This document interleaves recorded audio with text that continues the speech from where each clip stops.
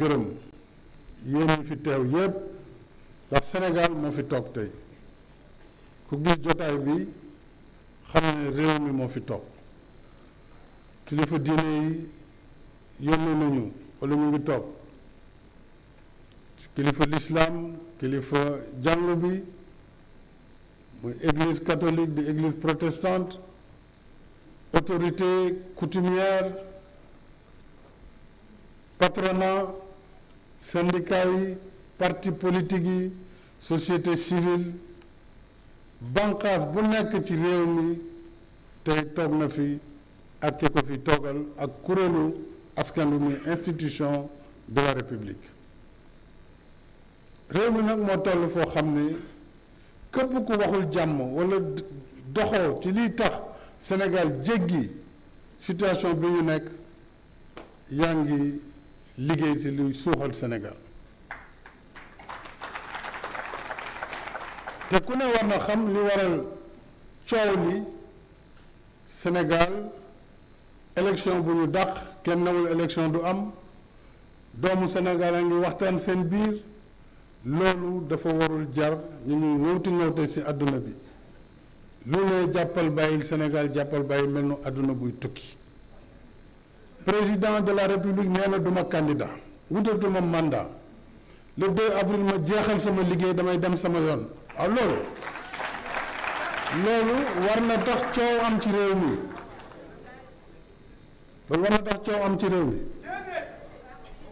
date bi président moo koy déterminer parce que décret mooy fixer date des élections yomboon na ma lool ma toog ñu date bi nangam la te su boobaa ku mu neex ku mu naqari foofa ngay dem parce que loolu mooy li am waaye dama ne du ma fixer date te tooguma ak réew mi déglu waa réew mi déglu candidat yi ci cette diversité am na candidat yu ñu jàllale am na candidat yu ñu téye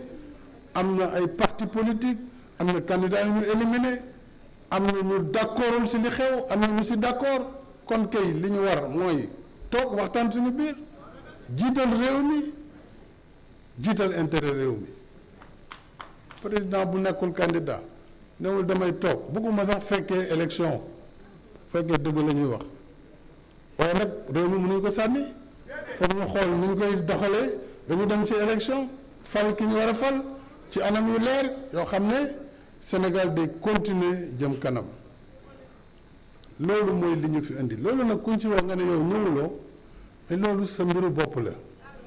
bu leen foog mën na mën ngeen ko def dafa ko président de ku ne du ma ñëw waxtaan ci sa bopp nga ko def président def na li mu war a def ku ko bëgg loolu lay def mooy waxtaan ak dialogue ku ko bëggul loolu lay def mooy waxtaan ak dialogue suñu dialogue ba pare nag jotaay bi li muy rëy amul dogal bi loolu tam dañ ko war a xam waaye dinañ ne président suñu gis-gis jàpp nañ ne lii mooy li gën ñeneen ñi ñun lii la ñu jàpp ne mooy li gën su ko defee nag moom mu xool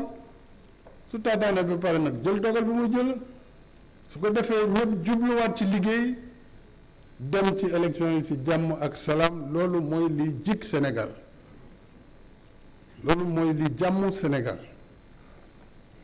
te wax naa ko waxaat ko junj naa ko junj nag doy na borom xel nañu dox jàmm bëggal réew mi jàmm loolu mooy njëriñu réew mi mooy njëriñu ëllëgu Sénégal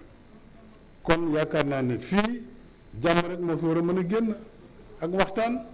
bu fekkee tey pare nañu ëllëg am ngeen journée lëmm su laajee sax ñu yokk ko ngeen yokk ko ñëpp rek wax ñu déglu ñëpp déglu seeni argument su pare ñu taataan jël synthèse yi jébbal ko président de la république mu doog a mën a jël décret bi fixé date bi ne bés nangam la li ci def nag la ñuy def après le 2 man dinaa saisir conseil constitutionnel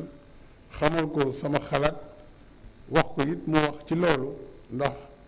ci njëlbeen ga ñoom ñooy mujj kàddu googu waaye assises yi am nañ ci wàll mën nañ ci waxtaan ndax yéenay réew mi te réew mi moo nekk ci kaw constitution moo nekk ci kaw élection moo nekk ci kaw lépp ndax réew mi d'abord jàmmam moo tax ñun ñëpp ñu nekk fi te mooy njëriñu askan wi. kon lii moo doon kaddu ubbi gi mu bëggoon ubbi di sant ñëpp di gërëm ñëpp di bàllu ak ñëpp jërë ngeen